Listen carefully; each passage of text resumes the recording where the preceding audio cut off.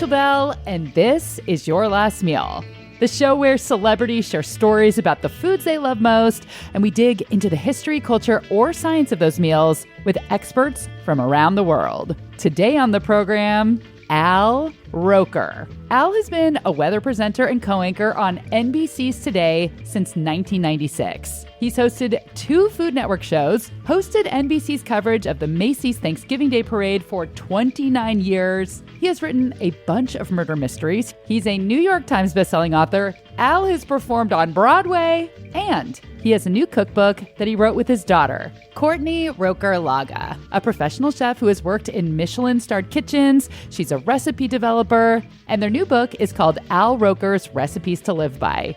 Easy, memory-making family dishes for every occasion. She gets this all the time. Have you watched The Bear? And she said she can't. Yeah, that's just very stressful. Yeah, you know, a little bit too real. Yeah, and I was driving her crazy sometimes when we were cooking. If we're in the kitchen together, I go, behind, corner. Dad, stop it right now.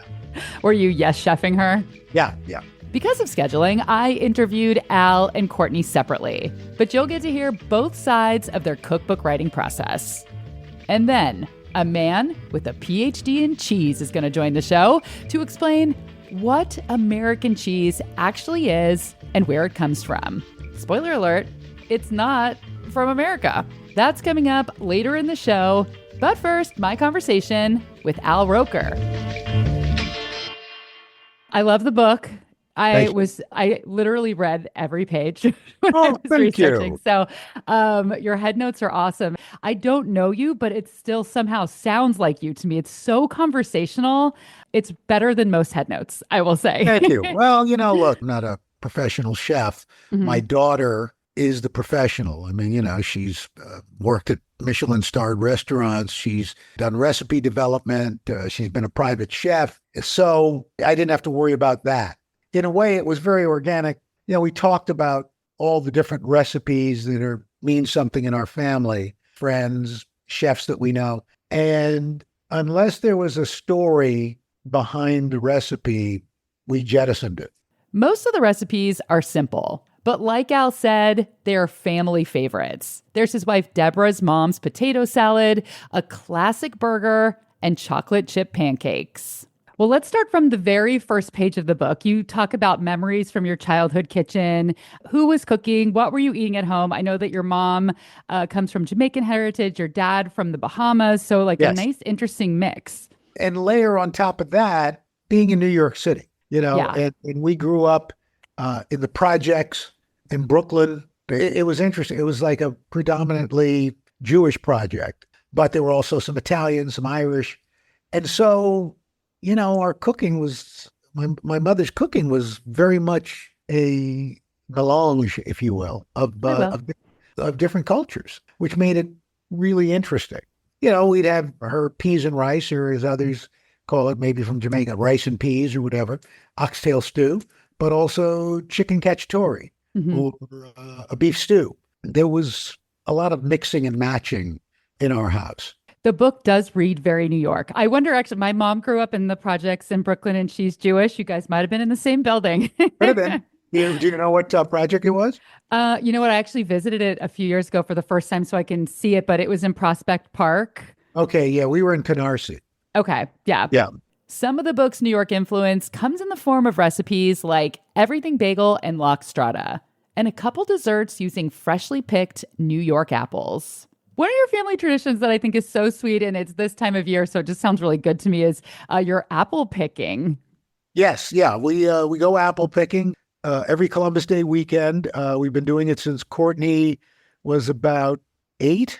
There's a place near, we have a house in the Hudson Valley, and they would also make hot apple cider donuts. The best. Which are fantastic, the best. And you always overorder. And a couple of years ago, I said to Courtney, we had like 2 dozen extra, and they were stale. I said, is there anything you do with these?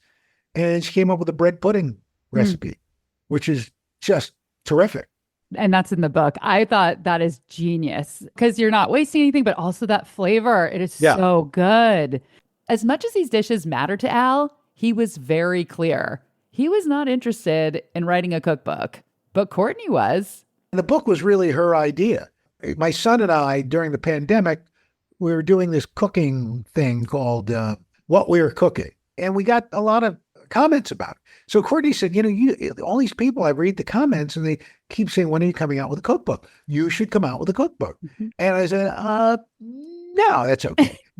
I had done a cookbook about 30 years ago, actually did 2 of them. Yeah. It's a lot of work. Mm-hmm. And then your kids are on your back constantly. And finally I said, okay, all right, I'm going to do it, but you have to come up with the recipes. Were you surprised when you said no? No. That's Courtney Roker Laga. He's a busy guy. Yeah. I knew he would say no, but I think he saw how much it meant to me. Like I wanted to work on this project. I mean, what chef doesn't want to come out with like a cookbook, right? And then with your dad, I don't know if he told you about his health scare, but he was in the hospital for a little bit, had some issues going on. And we actually honestly weren't sure like if he would make it. So yeah, that made this project even more, right? Because to be honest, I don't even know if he would be alive now. It was scary. So yeah, it means even more now that we were able to do this together. Al agreed to do the book under one condition. He would write the headnotes, that's the paragraph above each recipe, and Courtney was in charge of developing and testing all the recipes.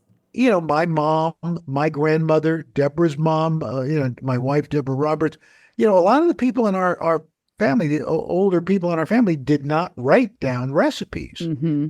So Courtney had to reverse engineer these things from people's memories. And even her memories of eating her grandmother, my mother's food. So I had to bug a lot of people. My mom, my dad, my stepmom, my aunt, who I don't really talk to. And then also me remembering the stuff that I ate growing up. And that was so difficult to do, especially when it came to baking, like pastry baking recipes. Yeah. That stuff has to come down to like a science or it might not work. I think she did a pretty good job. I mean, she really did. I was just in awe of what she did. And besides that, I mean, when I wrote my cookbook 30 years ago, the general format of a cookbook, you had 100, 125 recipes. And in the center of the book was maybe 3 or 4 pages of pictures. Yeah. Now every recipe has to have a picture. Yeah. So she hired the photographer. She styled every picture in that book. Courtney did. Oh my gosh, amazing. Yeah, it's beautiful. Yeah, I was wondering about that because I think reverse engineering recipes is hard because you're saying no one writes anything down, but also they were using different ingredients. Sometimes it was margarine, lard. It depends on what decade it was. And by the way, she was also pregnant during this.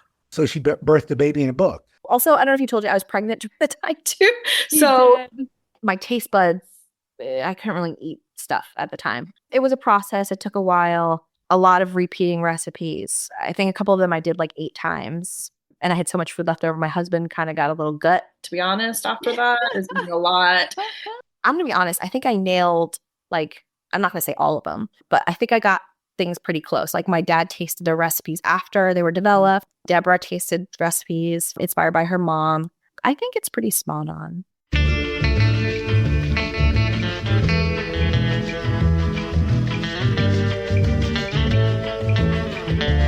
When we come back, Al shares the sweet breakfast ritual that he shared with his dad growing up that he carried on with his own son.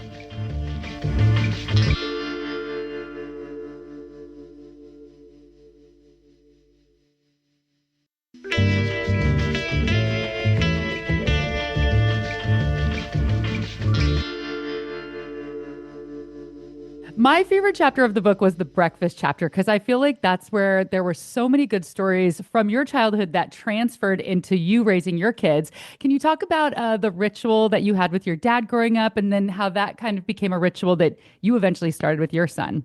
When I was very young, my dad was a bus driver and I would get up with him in the morning. He worked mornings. And so I'd get up about 5 a.m. with him and he'd shine his shoes and make sure, but then he'd make breakfast and I'd have breakfast with my dad. And then I'd go back to bed and then get up and have a second breakfast with my siblings. And so my son, Nick, who has a prodigious appetite, I like making it because especially when they get into their teen years, and he was a senior in high school. And so I was making breakfast for him. He wouldn't necessarily get up with me, but I would make breakfast and leave it in the warming drawer. So a lot of the breakfasts I made were things that would keep. Because you were making breakfast at 4 a.m. before going into work, right? Yeah. Because I'd usually leave about 5:45. So I'd start breakfast about, give or take, depending on what it was, 5:15. And then he'd come down about 6:15 and eat. My brother Nick has two breakfasts, not now because he's in college, but growing up, my dad in the morning would make breakfast for my little brother. He would eat it and then he would leave. And then my stepmom, Deborah, would make a second breakfast for Nick. So, and it's exactly what your dad did when he was a teenager with his dad, the two breakfasts. Yeah. It's like a cycle, right? Never ending cycle. Yeah. I think that's so sweet though, because that's so much care to come down and know that someone was thinking about you. And, anyone who has worked early morning shifts, I was a radio broadcaster for 20 years, had to be at work sometimes 2 a.m., 3 a.m. You don't want to wake up any earlier than you have to. And you woke up early enough to make a hot breakfast for your son. I think that's very caring. Well, thank you. I mean, listen, I guess the point of the book, in a sense, is that food's memory, food is love, but also food's not that hard. There are maybe 4 recipes in the book that are somewhat complex, but I think worth it and can be spread out over like 2 days. But most of these, are done in less than an hour. A lot of them less than a half hour, and that's my goal. There was this, there still is, barbecue sauce called Stubbs. And the label was, "I'm not a chef, ma'am, I'm a cook." Yeah, home cook.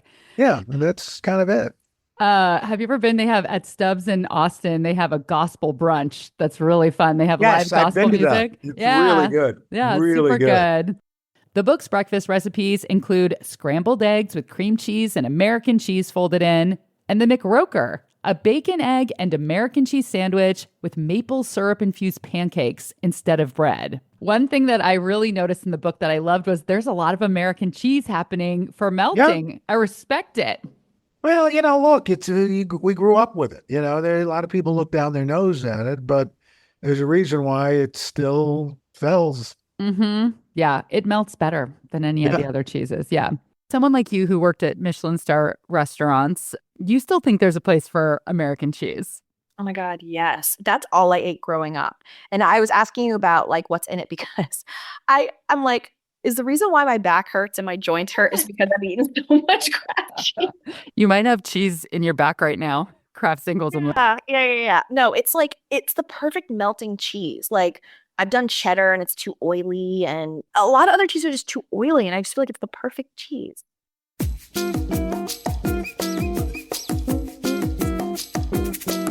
What is American cheese? Is it actually cheese? Where did it get its name? Why do I like that the individually wrapped singles have the texture of plastic? I called out for reinforcement, or rather, chi enforcement. Name is Paul Kinstead. My title is Professor Emeritus at the University of Vermont, and I'm a cheese scientist, as well as have written extensively on cheese history.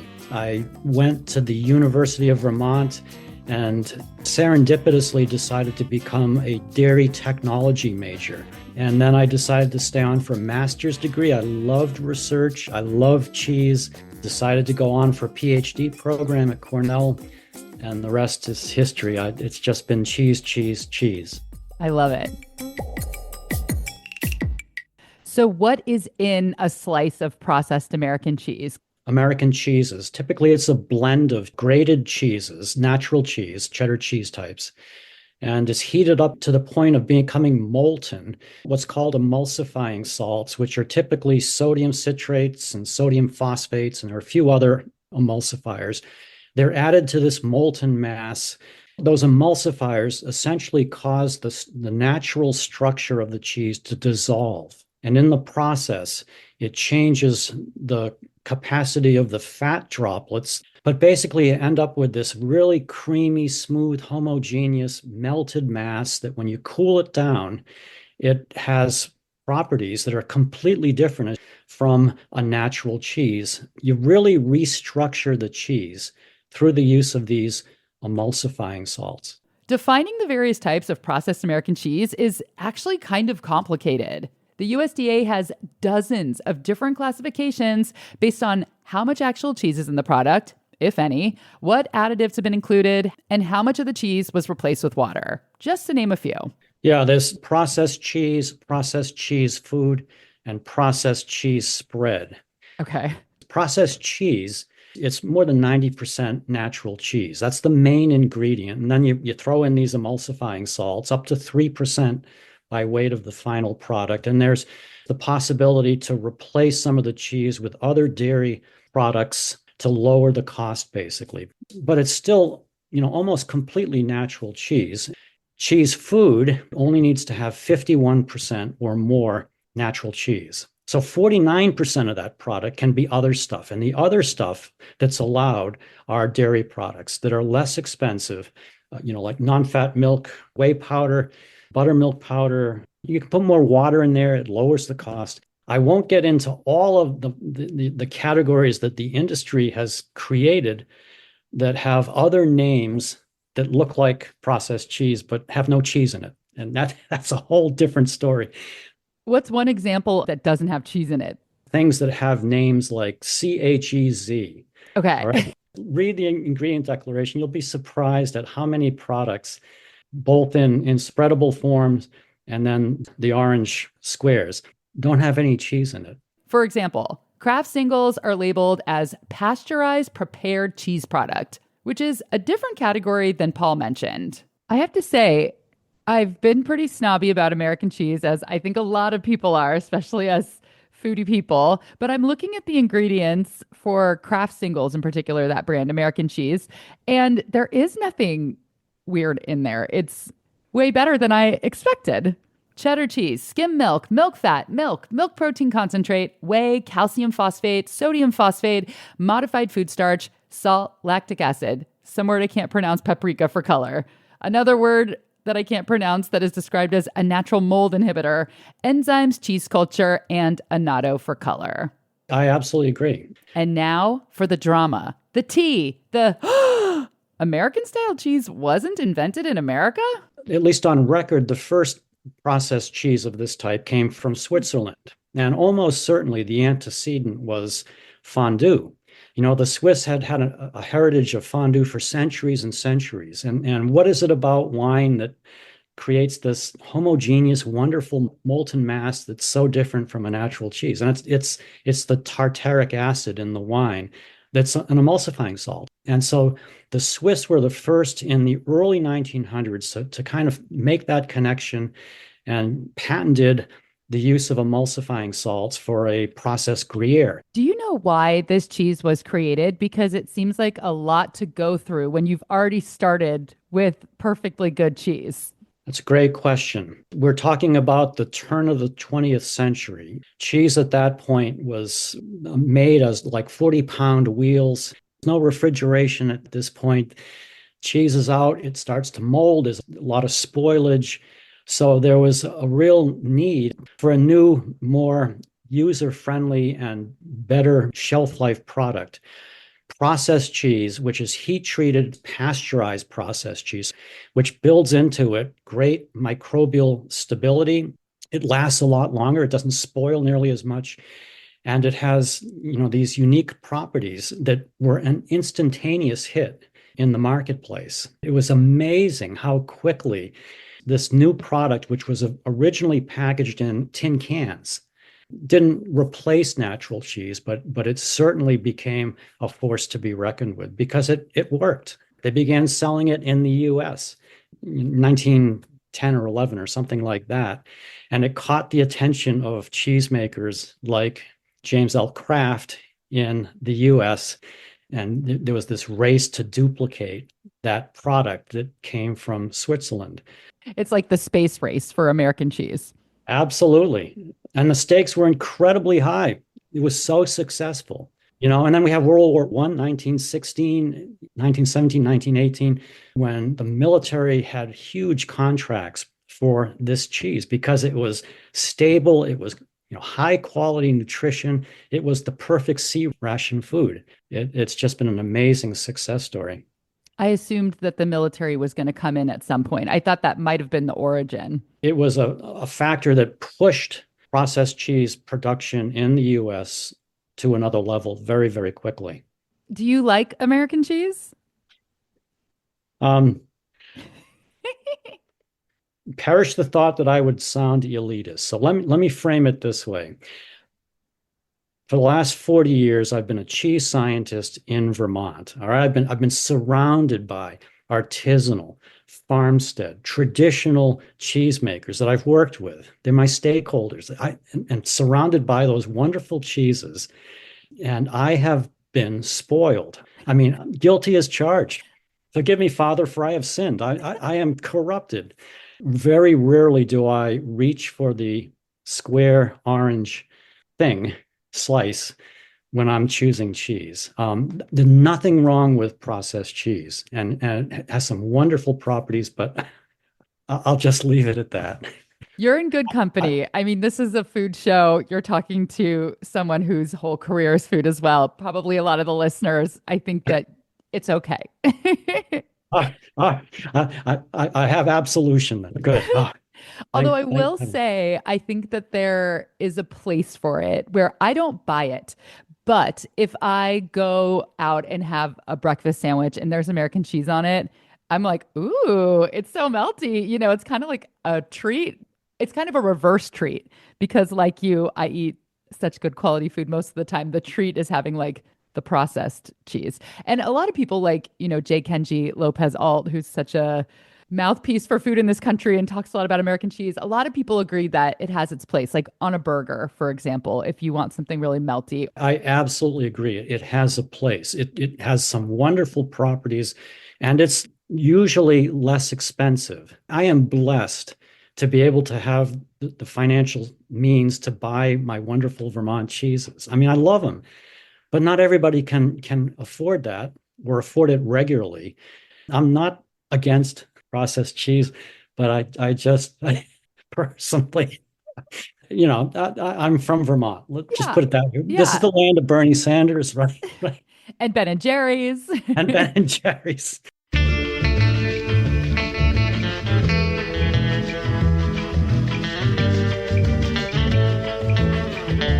I feel like there is still so much to talk about. We didn't even get into Velveeta or fluorescent orange nacho cheese. We didn't talk about easy cheese spray. We didn't talk about cheese powder that comes in the mac and cheese box.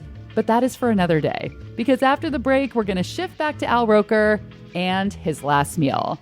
And as a longtime weatherman, I asked Al what he cooks when it rains, when it snows, when it's sunny. He's going to give us a weather lunch report after the break.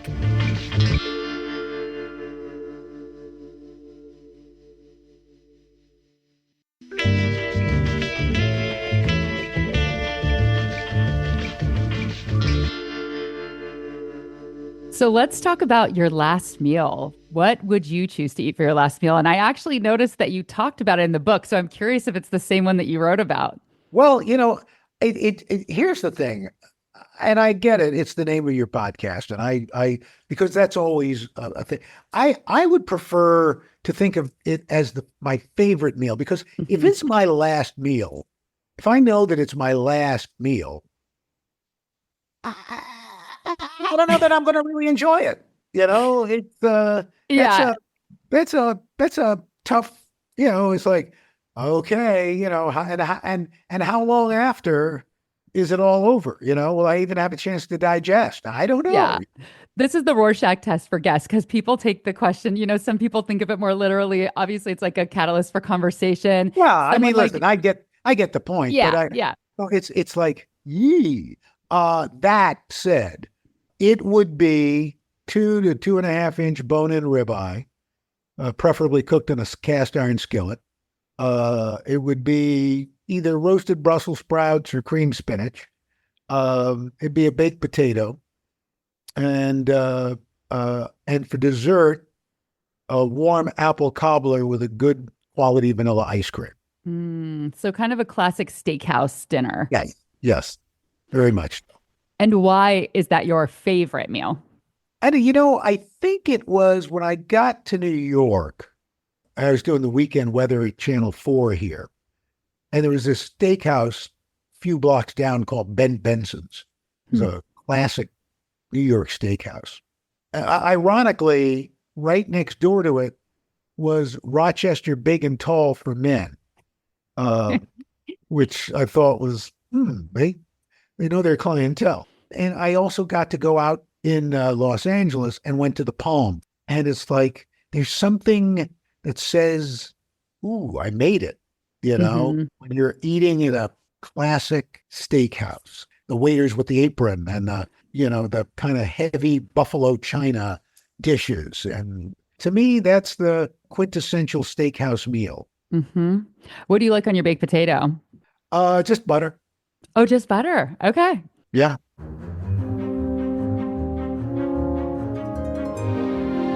For his last meal, Al Roker wants a bone-in ribeye with roasted Brussels sprouts or creamed spinach, a baked potato, and a warm apple cobbler with vanilla ice cream. Here's a little Your Last Meal trivia. The most popular last meal on this show is a steak dinner. In the 8 years I've hosted this show, surprisingly, there haven't been a ton of repeats. There's been a fair amount of ice cream. We have had a few burritos, but the steak dinner is by far the most requested last meal. I just went through and counted, and I think Al might be the 11th person to choose it. Maybe number 12. The Steakhouse is a very American way to celebrate occasions. An indulgent, expensive meal that really makes you feel like you've made it. Okay, this is kind of cheesy, but I want to go through it anyway. So since you do the weather and you love food, I'm going to ask you what kind of food you'd be most in the mood for, what you would cook when it's a particular weather happening outside. So What do you crave? What would you make on a rainy day? Tomato soup and the grilled cheese sandwich. And there's a good grilled cheese recipe in the book. There's a fun story behind your grilled cheese. Well, my mom always made us grilled cheese, but when I first got to NBC, the commissary was on the 7th floor and linoleum tables, and you'd see everybody from Tom Brokaw to Dana Carvey and John Lovitz working on a SNL sketch. And they had this great griddle. And the guy who ran the griddle was this tall, thin guy, Henry.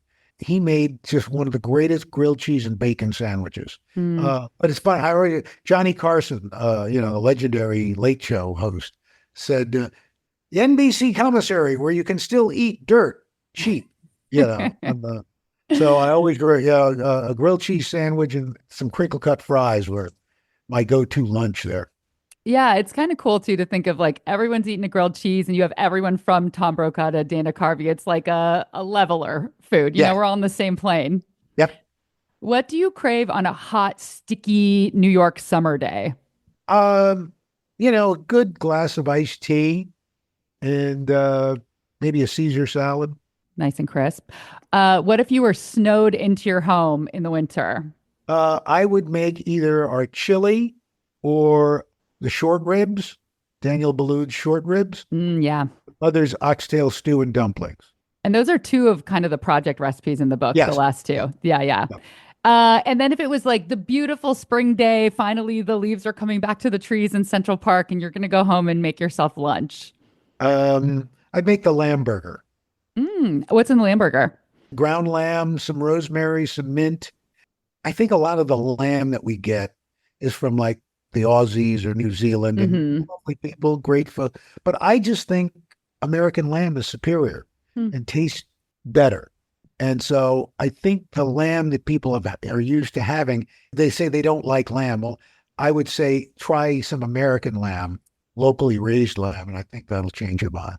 Since it's the holiday season, let's end by chatting about this Roker family holiday favorite. There was a dish you grew up with that has a funny name, if you wouldn't mind talking about it, the sweet potato marshmallows. What's the name of that dish, and how did you torture your poor mother when she made it? Yeah, it was called sweet potato poo, and it still is.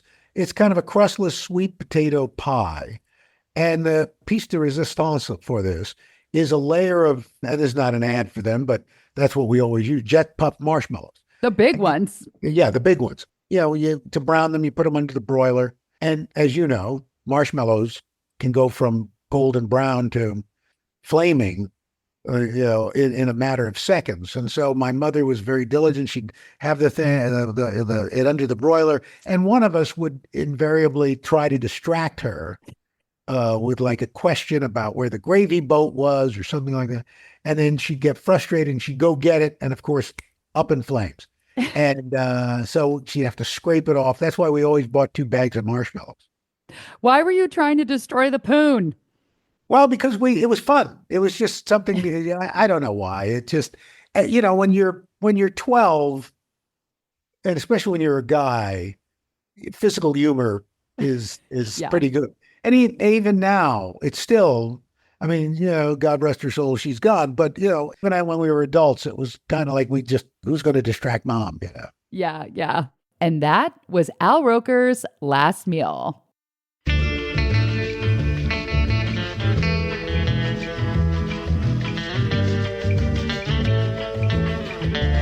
Pick up Al and Courtney's new cookbook, Al Roker's Recipes to Live By. Easy, memory-making family dishes for every occasion. It would, of course, make a lovely holiday gift. Thanks to Courtney Roker Laga. I don't know if you like dogs, but we have a recipe in there from our dog Pepper, who passed away. But it means even more to us now because she's not here, and it's a cute picture if you haven't seen it. What's the recipe for Pepper?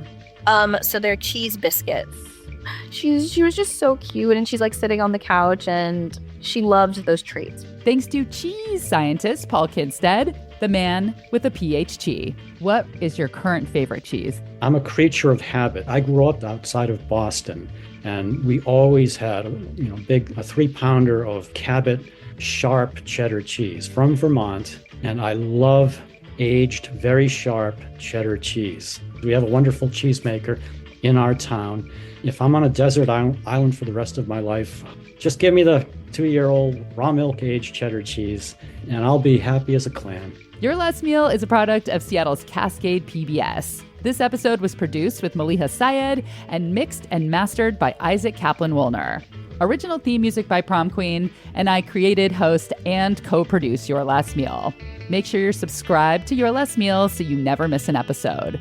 And like I mentioned a moment ago, holiday shopping season is here, so if you have someone who cooks in your life, pick up a copy of my brand new cookbook, Open Sesame. It features 45 sweet and sesame recipes. There's a lot of tahini, but also sesame oil, black sesame paste, sesame seeds, yada, yada, yada. You could buy it online at all the major booksellers. It's at Williams-Sonoma and a lot of indie bookstores across the nation. Find a link in the show notes or in the link tree on my Instagram page.